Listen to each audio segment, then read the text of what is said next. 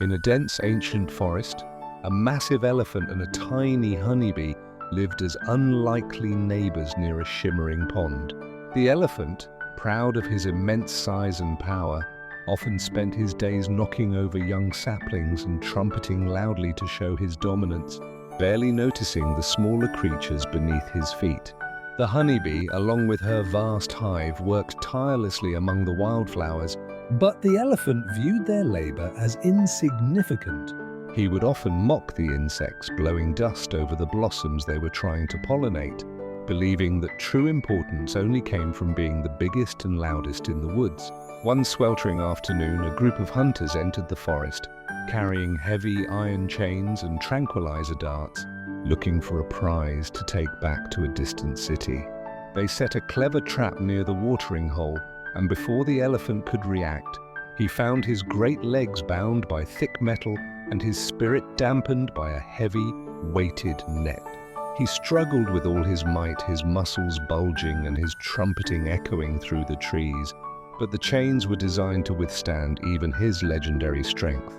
The more he fought alone, the deeper the metal bit into his skin, and for the first time in his life, the giant felt small and helpless. From the safety of the high branches, the honeybee saw her neighbor's distress. She didn't hesitate or hold a grudge for his past arrogance. Instead, she flew back to her hive and signaled a call to arms. Within minutes, a golden cloud of thousands of bees descended upon the hunters. While the men were busy tightening the bolts on the elephant's shackles, they were suddenly met with a relentless buzzing storm.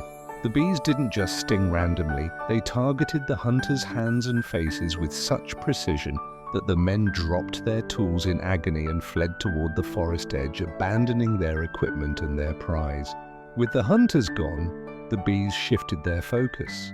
They couldn't break the chains, but they flew to the nearby village and buzzed around a group of forest rangers, leading them back to the pond.